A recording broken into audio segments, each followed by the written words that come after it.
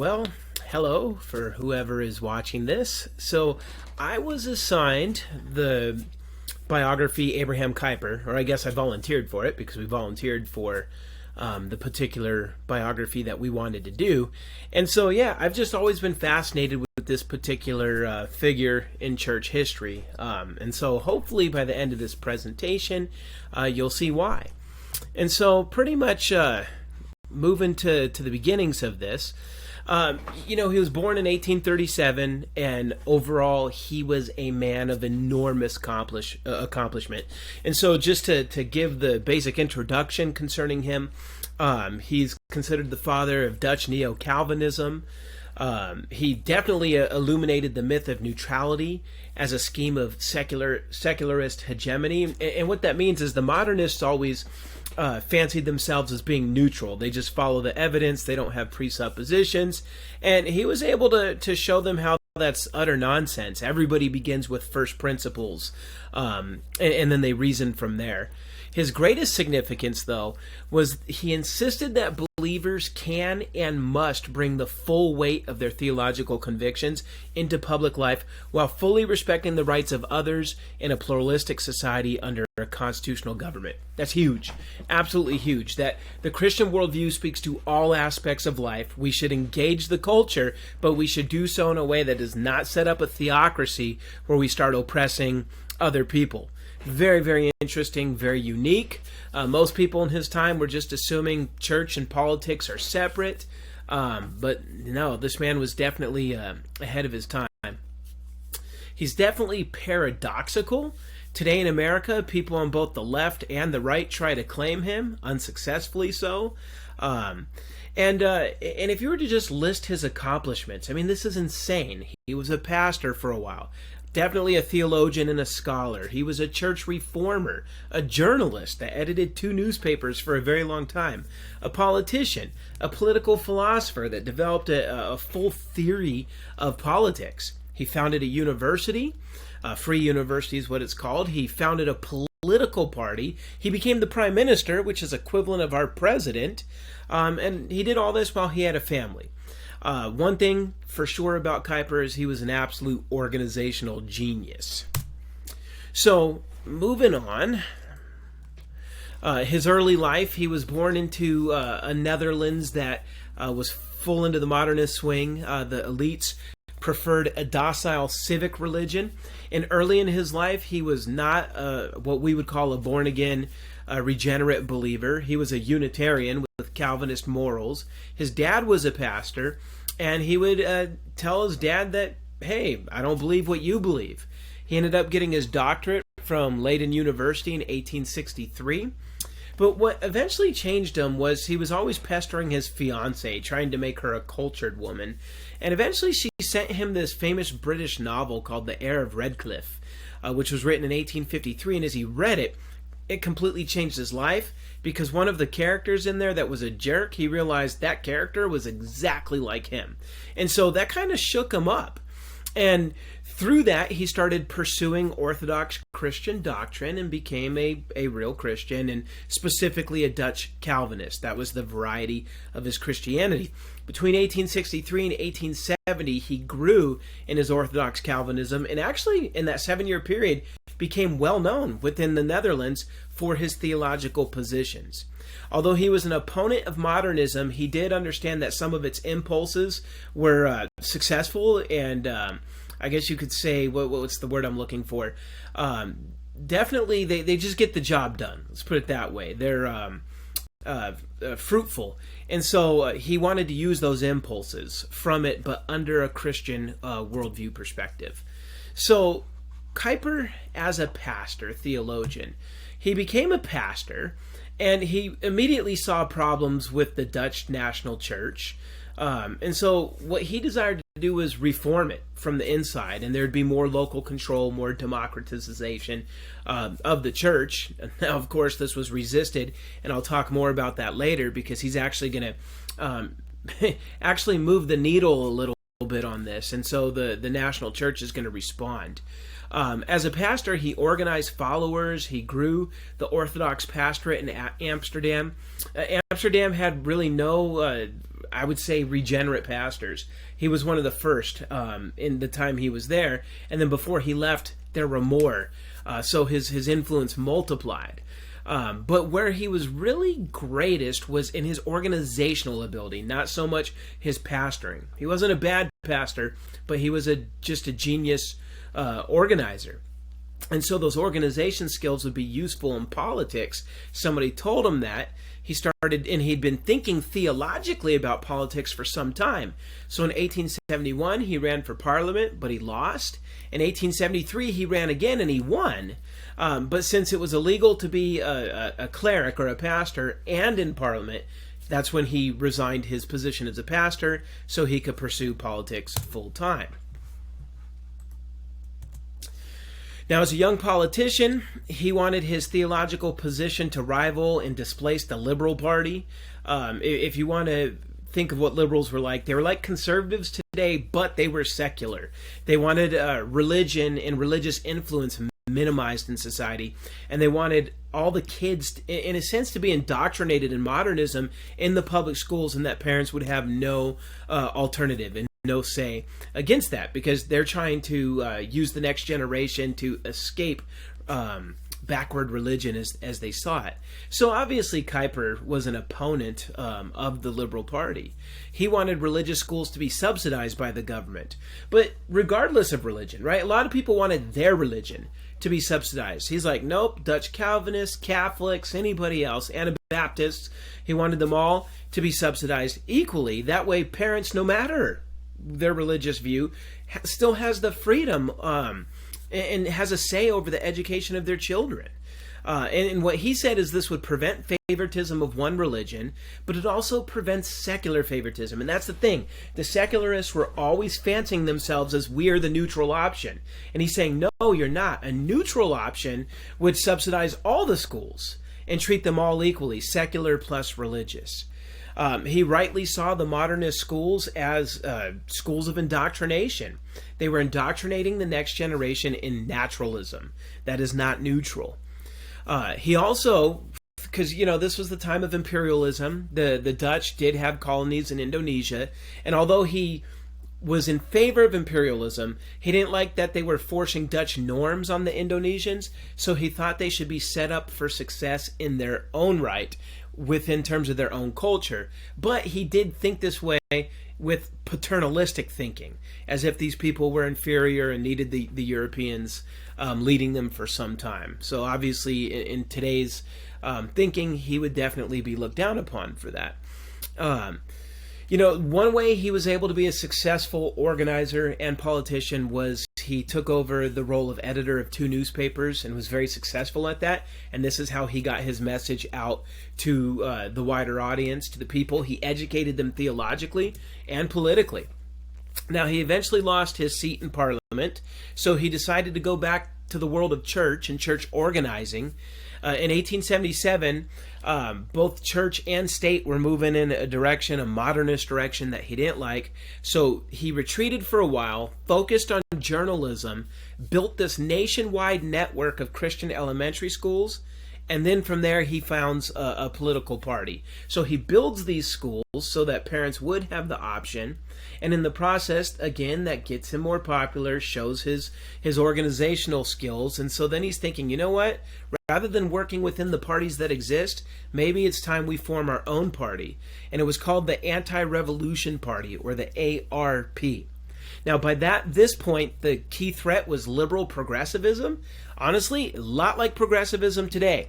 Okay, they're trying to purge the past of anything past, especially religion. They don't even have a plan for the future. They just know religion in the past has to go. So he saw them as the threat that they were. And then as he's getting his party off the ground, the Liberal Parliament passed a law that now more or less monopolized the schools for the state and pushed secularism on all the kids. And so that alarmed some people. That got his party to grow right when it was getting off the ground. And then, again, he uses his journalism, his 2 newspapers, to broaden and grow the party. In this sense, he's probably one of the first modern politicians. Politicians before this were just propped up by the party, and if the party was able to get the people to vote for them, there you go. he was able to take it in a popular level straight to the people with media. In fact, in America, Theodore Roosevelt was the first to do that. He's doing that before Roosevelt did by quite a few decades. And so the goal was to have party members and all sectors of society connected through these newspapers. And so, again, very interesting. Now, Kuyper, this is where I think his genius really comes through. He comes up with a very robust political theory. Okay, in his mind, society consisted of spheres, okay? And he believed in something called sphere sovereignty.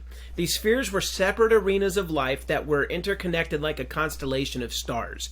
Each sphere is built off a unique principle, so family would be a principle. And then within that principle, there's a fixed radius. How far does family matters go? Obviously, it doesn't go up into parliament, right? It's in the household. And then school would be a sphere. Church would be a sphere, right? And so each has its fixed radius. For the most part, they're separate, but sometimes they intersect. Okay, and each one has their own sovereignty, but the sovereignty is derived from God. In his view, people don't have sovereignty. God does, and then he ordains some of that sovereignty in institutions, in these spheres, and then people have to manage that, but it's a delegated responsibility. So obviously from this standpoint, it's not individualistic. Individuals are part of groups, even at the smallest level. We belong to families, or with our jobs, we belong to guilds. In terms of geography, we belong to cities and then provinces and then nations. Religiously, we belong to churches.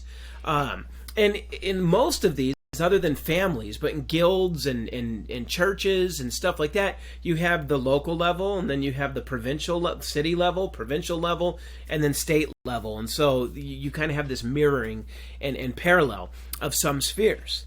Now, all levels of this, whether we're talking about national or down to your neighborhood, the rule depended on the consent of the governed. But he was not a social contract theorist like the Americans were. The consent of the governed in America was built off Enlightenment reason. He's saying, no, this is built off of divine law and natural law. And so it's not grounded in relativism. It's not grounded in human ingenuity. It really is grounded in God and in creation. And he said this, having it this way, these separate spheres where the people who rule those spheres are accountable to the governed because it's a delegated authority from God and nature, he said that would protect people from both anarchy and despotism. And he's probably right. Now, within many of the spheres, not within, because of his belief in the spheres, his party was not a single issue party, like a lot of parties were. His party would have something to say about every aspect of life, because every aspect of life is divided into these spheres. And pretty much, since the state is one sphere and the church is another, this was very non-normal for Europe at the time, but he was advocating for separation of church and state. Even though he was a Dutch Calvinist and Dutch Calvinism was the state church, he's like, no, there should be a separation, which would give the Catholics, the Anabaptists, the Calvinists, they would all have equal freedom there. And so it's very interesting. Now, he did point out, I think rightly so, that the Bible presents no single theory of government. And so what he would say is biblical principles need to be extracted and applied to the unique character of any given nation. And I think that's just a good point that he made. And that's why it might look different from one society to the next. Now, if you want to know what are the spheres, his list kept growing, but here's a basic list you could go off of. Business was a sphere, labor, education, religion, art, agriculture, cities, regions, and again, the list grew. And God establishes and yet limits the power and purpose of most of these, especially the state. Now, sometimes he would say there's a legitimate overlap between the spheres. For example, if a parent's not educating their kids, feeding their kids, or whatever, the state can step in. We would all agree with that, with law enforcement and so forth. But there has to be a legitimate reason for state sphere to enter into the family sphere. For the most part, it should not transgress and start doing the things that is only appropriate for the family sphere. So that would be an example of overlap.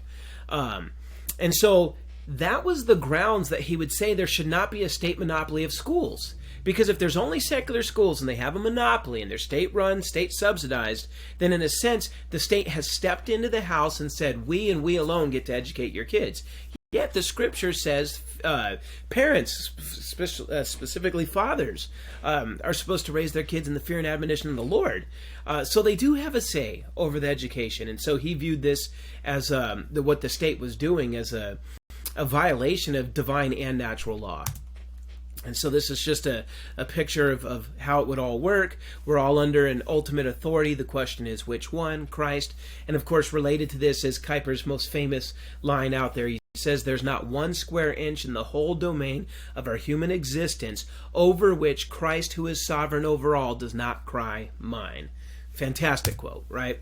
Now, as I said, he was a church reformer as well. Contrary to the national church model, he said it's not the national church, it's not the synod that's the church. That's not in the Bible. He says the local church is the essence of the church. Synods are just extra-biblical cooperations. He almost sounds like a Baptist here. And so they would say, well, then who would be the gatekeeper without the synod? He would say the Synod of Dort back in the 16th century, that's the gatekeeper.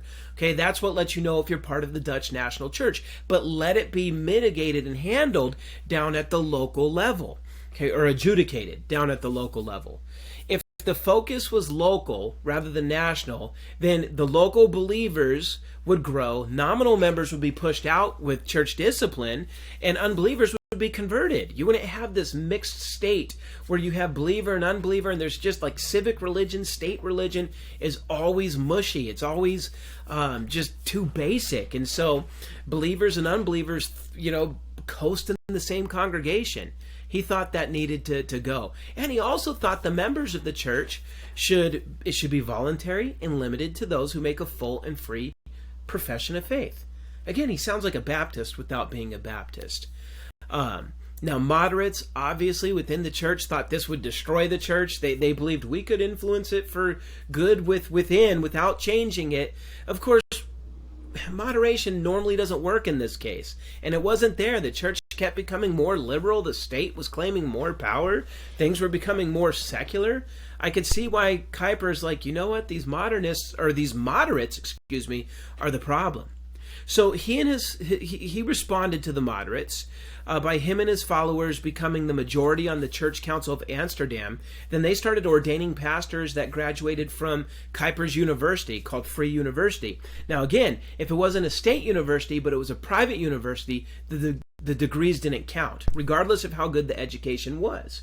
And so pretty much he starts appointing pastors from these private schools and got a majority of people, pastors appointed that way, and then they started appointing more, and he was changing the city of Amsterdam's religious makeup and having faithful pastors there.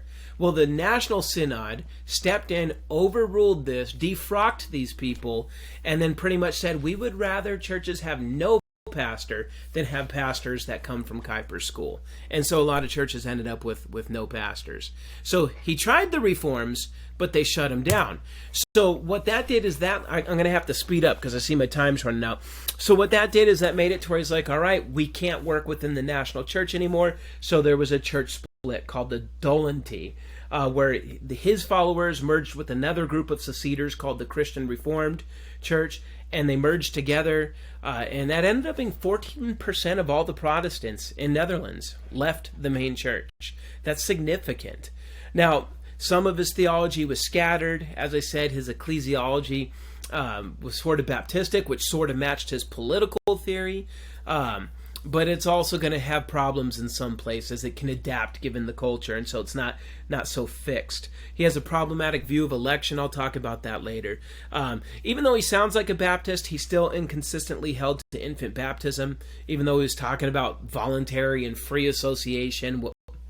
But apparently babies still needed to be baptized. Because of some of his unique views, his religious group was always in tension because those Christian Reformed seceders didn't necessarily hold to these unique things that Kuyper held to. They just both were together in agreement that the national church is too compromised. Probably his most prolific thing that he's known for is Common Grace. I've got his big, thick book on Common Grace. Haven't read the whole thing, but what I've read is just absolutely prolific. He provides the innovation of common grace and worldview to more or less explain how Christians can engage and should engage with the culture. He more or less said, look, how did the secular folks gain power? They gained, pretty much modernists gained control of government, public opinion, the arts, and science. And so what Christians need to do is they need to be in those same spheres from the margin and operate in there, and then eventually be a leavening agent which starts to win those back over to Christ. But the only way that could work, the only way Christians and unbelievers could work in the same spheres, is if there is common ground between them, even though they have radically different worldviews. And that's where his view of common grace comes to play. He said God mitigates or restrains the effects of the fall so that we could fulfill what he calls the cultural mandate. Science would be an example of that. And so what he would say is common grace isn't so much given to people, it's given to institutions and structures. And then people who are in those structures, whether believer or unbeliever, tap into that common grace, which is more or less the common ground within those spheres, to where both regenerate and unregenerate could work together for a common good. It's very interesting. It's not separatist, but it provides a way for Christians to work with unbelievers and more or less leaven the system from the inside. And again, he made no qualms about this. He said the secularists are not neutral, and neither are we. So anyhow, he's going to make a political comeback. Again, I need to speed this up. And he jumps back into politics in the late 1880s. He organized the party even more so. In 1888, the religious parties, multiple parties, won the lower house, and right away they started subsidizing teacher salaries at religious schools. They forbid child labor, 12 years and younger. They reduced the workday by 11 hours. They were doing things that in America happened actually a little later. So this is some good stuff they're doing. Now, they weren't socialist, his ARP, but they weren't capitalist either. And he has a pretty strong critique of capitalism that I think a lot of Republicans wouldn't like. But he also had a huge critique of socialism that a lot of Democrats wouldn't like. And so again, he doesn't fit into any of our molds. So anyway, there came a time, so he's back in Parliament, but he comes and visits America. A lot of people lay out the red carpet for him. He goes and gives his Princeton lectures where he more or less slams the way Charles Hodge and B.B. Warfield think. They thought that theology could be done scientifically with no presuppositions. He gives these speeches that say the exact opposite, that no, you start with first principles, you start with presuppositions. So again, that's near and dear to my heart because I'm Van Tillian, and Van Til was influenced by Kuyper. The interesting thing is Warfield loved his lectures and didn't even understand how much of a shot it was at the way he does theology.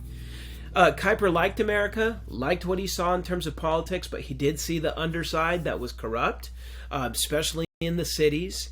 And even when he was here, both Democrats and Republicans were trying to claim him, but he didn't fit any of their molds.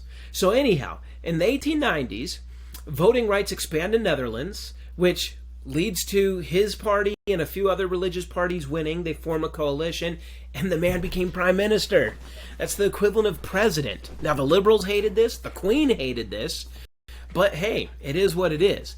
Now, he only gets to serve one term, and there was some rough times in that term, and politics isn't easy, but he was able to enforce mandatory insurance for workers. Insurance would mainly come through private companies, but if you can't get one through a private company, there had to be a public option as a backup. Crazy thing is, that's Obamacare, like more than 120 years before that. And so I just kind of find that interesting that was the system that he pushed. Also, old age pensions. Again, quite a few decades ahead of us on that. If I remember right, I believe it was President Roosevelt Franklin that got that set up for us. And he's 1930s. We're talking 1890s here. Or no, we're talking 1901 to 1905 with Kuyper as prime minister. He used affirmative action. See, if you have a huge percentage of the population's Christian, but they're not put in any of the government jobs or any of the school posts or professorships, then he's like, that's not right. So he used their percentage to justify the fact that he was going to start appointing them to these positions. More money was spent on teacher pay and reducing class sizes. More schools were open to women. The degrees of private universities were finally going to be recognized. So yeah, he got some stuff done. But he didn't win the next election, so he travels around the Mediterranean, comes up with some cultural theories, and then eventually he comes back. Age starts getting him. His party was successful, right? His party kept going successfully, but he was kind of the type of guy where if it wasn't him, he thought everybody else was subpar, so he was very critical of the guys that he raised up, which showed arrogance and definitely personal flaws in his heart in that regard. And so bit by bit, as he got older and age took some of his abilities away, his party and his movement removed more and more control from him. And then eventually he dies on November 8th, 1920, left this huge legacy that is debated to this day. And sadly, as is usually the case, his university eventually went liberal, and so did his party. At least liberal, they hold the positions that he would have rejected. I love this quote from page 375 from the author. He says, this shows how he's paradoxical. The Calvinist champion was a man of self-will, the man of faith, obsessed with working, the one humbled before God, yearning to be lifted high among men and succeeding. So he's a Calvinist, but he's all about self-will and the way he lived.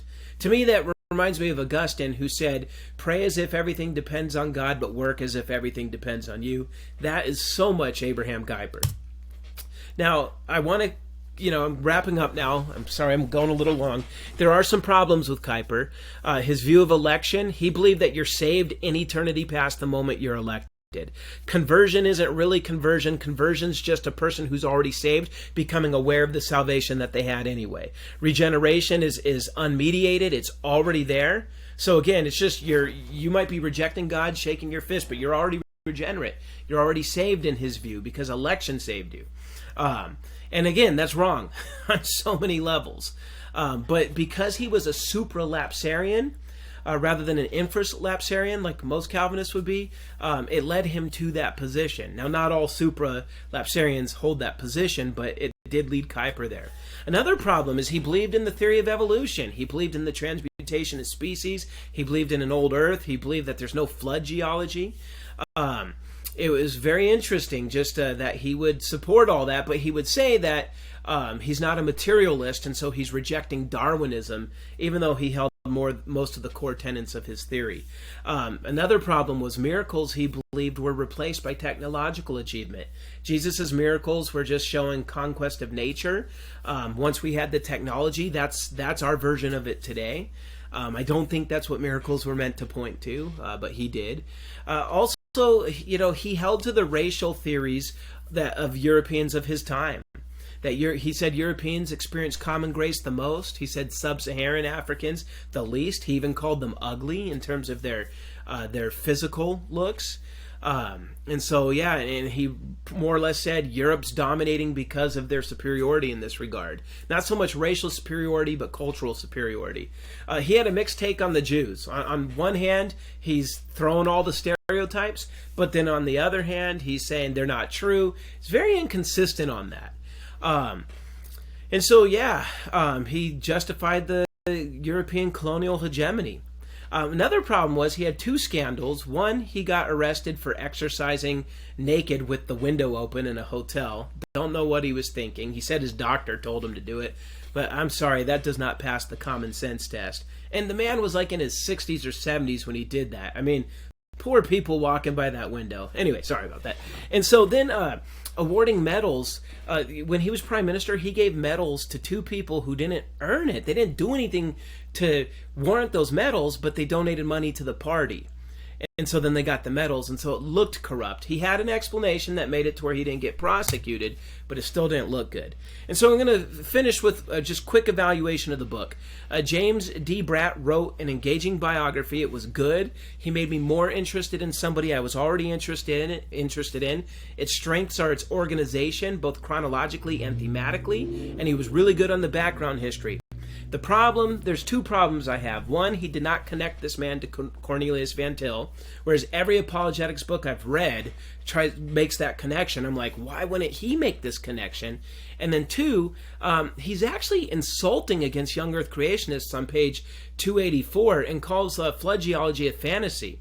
So I looked this guy up. He's a historian. He's not a scientist. He shouldn't be calling anybody, you shouldn't accuse anybody of fantasies when he's speaking outside of his lane. There are PhD geologists who would disagree with them, and even in the main field of secular fields of geology now, they're moving more away from uniformitarianism, and one of the trends is local catastrophism, which is very similar to flood geology. So this guy just needs to stay in his lane, and if he has an opinion, that's fine, but don't insult, what might be the majority of your readership. So anyhow, that's my presentation. Kuyper was a prolific theologian, politician, theorist, scholar, and he demonstrated that Christian theology is the queen of the sciences because he built a comprehensive political theory with it and accomplished things that were far ahead of his time.